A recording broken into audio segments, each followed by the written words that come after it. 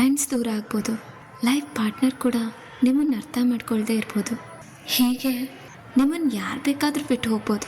ಆದರೆ ನಿಮ್ಮನ್ನು ಯಾವಾಗಲೂ ಬಿಟ್ಕೊಡ್ದೆ, ನಿಮ್ಮನ್ನು ಬಿಟ್ಟು ಹೋಗದೆ ನಿಮ್ಮ ಜೊತೆ ಯಾವಾಗಲೂ ಇರೋರು ಯಾರು ಗೊತ್ತಾ? ನೀವು ಪ್ರೀತಿಯಿಂದ ಕರೆದಾಗ ಬಾಲ ಅಲ್ಲಾಡಿಸ್ಕೊಂಡು ಬರೋ ನಿಮ್ಮ ಡಾಗ್, ಹಾಗೆ ನಿಮ್ಮ ಪೆಟ್ಸ್ ಅಂತಲೂ ಹೇಳ್ಬೋದು. ನೀವು ತಗೋಬರೋ ಪೆಟ್ಸು ನಿಮ್ಮ ಮನೆಗೆ ಬಂದ ಕ್ಷಣದಿಂದ ಕೊನೆ ಉಸಿರಿರೋವರೆಗೂ ನಿಮ್ಮನ್ನು ಪ್ರೀತಿಸ್ತಾನೆ ಇರುತ್ತೆ. ನೀವು ಸಾಕಿರೋ ನಾಯಿಗೆ ನೀವೆಷ್ಟು ಸಂಪಾದನೆ ಮಾಡ್ತಿರೋ ಬೇಕಾಗಿರಲ್ಲ. ಹಾಗೆ ನಿಮ್ಮ ಸ್ಟೇಟಸ್ ಕೂಡ ಮ್ಯಾಟರ್ ಆಗಲ್ಲ. ನೀವು ಸುಂದರವಾಗಿದ್ದೀರೋ ಇಲ್ವೋ ಅದಕ್ಕೆ ಬೇಕಾಗೂ ಇಲ್ಲ. ಅದಕ್ಕೆ ಬೇಕಾಗಿರೋದು ನಿಮ್ಮ ಪ್ರೆಸೆನ್ಸ್ ಮಾತ್ರ. ನೀವು ದುಃಖದಲ್ಲಿದ್ದಾಗ ಅದು ಮಾತಾಡದೆ ನಿಮ್ಮ ಪಕ್ಕದಲ್ಲಿ ಮೌನವಾಗಿ ಕೂತ್ಕೊಂಡಿರುತ್ತೆ. ನಿಮಗೆ ಇಂಡೈರೆಕ್ಟಾಗಿ ಧೈರ್ಯ ಹೇಳ್ತಾ ಇರುತ್ತೆ. ನೀವು ಖುಷಿಯಾಗಿದ್ದಾಗ ನಿಮಗಿಂತ ಹೆಚ್ಚು ಖುಷಿಯಾಗಿರುತ್ತೆ.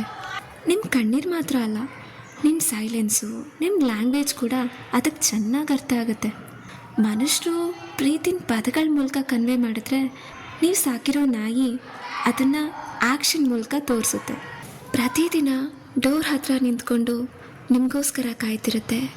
ನೀವು ಬಂದ ತಕ್ಷಣ ಓಡಿ ಬಂದು ನಿಮ್ಮ ಜೊತೆ ಆಟ ಆಡುತ್ತೆ. ನಿಮಗೆ ಹುಷಾರಿಲ್ಲದೆ ಇದ್ದಾಗ ನಿಮ್ಮ ಹತ್ರನೇ ಇರುತ್ತೆ. ಹೀಗೆ ಅದು ಇಂಡೈರೆಕ್ಟಾಗಿ ತನ್ನ ಫೀಲಿಂಗ್ಸ್ನ ನಿಮ್ಮ ಜೊತೆ ಹಂಚ್ಕೋತಿರುತ್ತೆ. Like you are my whole world. ಆದರೆ ದುಃಖದ ವಿಚಾರ ಏನು ಗೊತ್ತಾ? ನಮಗೆ ಪೆಟ್ ಅಂದರೆ ಒಂದು ಚಾಪ್ಟರ್ ಮಾತ್ರ. But at the same time ನಮ್ಮ ಪೆಟ್ಸ್ಗೆ ನಾವೇ ಪ್ರಪಂಚ ಆಗಿರ್ತೀವಿ. ಸೊ ನಿಮ್ಮ ಪೆಟ್ಸ್ನ ಚೈನ್ಗೆ ಕಟ್ ಹಾಕಿ ಮರ್ತು ಹೋಗ್ಬೇಡಿ. ಟೈಮ್ ಇಲ್ಲ ಅಂತ ದೂರ ಮಾಡಬೇಡಿ. ಅದು ಗೊಂಬೆ ಅಲ್ಲ ಅಲ್ವಾ? ನಾಯಿನ ಸಾಕೋದು ಟ್ರೆಂಡ್ ಆಗಿರ್ಬೋದು, ಬಟ್ ಅದಕ್ಕೂ ಒಂದು ಜೀವ ಇರುತ್ತೆ ಅನ್ನೋದನ್ನು ಮರಿಬಾರ್ದು, ರೈಟ್?